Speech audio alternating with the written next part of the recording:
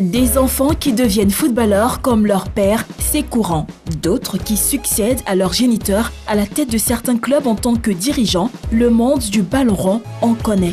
Mais des arbitres qui voient leurs enfants marcher dans leurs pas, c'est un fait assez rare. Pourtant, dans le football ivoirien, certains de ceux qu'on appelle encore les hommes en noir, malgré le changement de couleur de leur tenue, perpétuent une certaine tradition familiale, celle de l'amour pour le sifflet.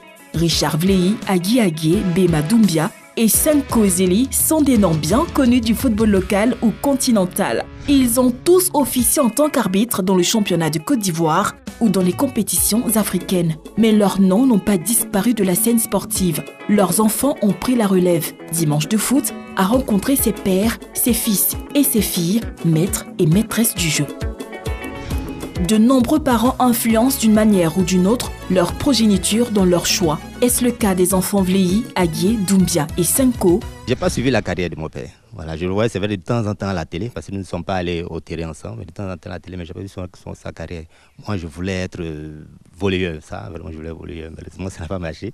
Et progressivement, voulant rester dans le sport, je me suis retrouvé arbitre. Il m'a influencé par sa carrière, parce qu'il a été vraiment l'un des tous meilleurs arbitres du championnat ivoirien et aussi sur le plan international. J'avais déjà pour ambition de faire un jour le sport, mais je ne savais pas c'est quel sport.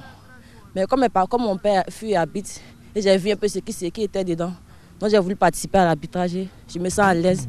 Cependant, il y en a dont les parents étaient fermement opposés à leur choix de devenir arbitre. Depuis petite, je voyais papa effectuer des voyages. Une fois, je lui ai dit, mais papa, pourquoi ne pas faire l'arbitrage comme toi? Il n'a jamais accepté parce qu'à chaque fois, il disait à la maison, moi, je ne veux pas que mes enfants fassent l'arbitrage. Il me disait, mais papa, vraiment, il faut que moi, je devienne arbitre. Je dis, mais tu sais, c'est un monde où on se torpille. Il a détourné un peu ses paroles. Je suis allée me joindre à Bouboué Chérif, qui m'accompagnait chez le président des arbitres, M. Derou Michel. Donc, je lui ai dit, tonton, moi, je voulais faire l'arbitrage, mais papa ne veut pas. Mais je veux. Il dit, ok, il n'y a pas de souci, on va t'aider. Contrairement à leurs collègues arbitres, ces enfants ont l'avantage de bénéficier de l'expérience de leurs parents. D'ailleurs, ces derniers leur sont d'un grand soutien. Depuis tout petit, il a fait que nous procurer des sages conseils, il nous a donné des conseils pour pouvoir avancer dans notre carrière. Souvent après le match, lorsqu'on se voit, mon fils, ouais, c'était bon, cette fois-ci ça n'a pas été. Comme il est commissaire, il était ancien arbitre aussi, il a un œil aussi de spécialiste. Il m'apprend les lois de jeu, il me donne des conseils concernant l'arbitrage. Comment on fait pour évoluer? Mais il arrive que parents et enfants ne soient pas d'accord sur des décisions arbitrales. Chez les Vlehi, le cas s'est déjà produit. Lors d'un match de football féminin, et il n'est pas venu en tant que superviseur et tout ça, il est venu juste regarder le match pour voir comment est-ce que je me comportais. Et après, il y a eu une action sur laquelle il n'était pas d'accord avec ma décision. Donc, on a eu à discuter après le match et on ne s'est pas entendu. Moi, je n'étais pas d'accord avec ce qu'il disait. Je me suis fâchée, je suis dans mon coin. Et après, quand j'ai analysé la situation, j'ai vu qu'il avait raison. Au fil des ans, l'arbitre a beaucoup évolué. Aujourd'hui, l'homme a le soutien de la vidéo dans sa prise de décision. Qu'en pensent Vlehi, Sanko, Doumbia et Agué? Je pense que l'autorité de l'arbitre n'a pas changé.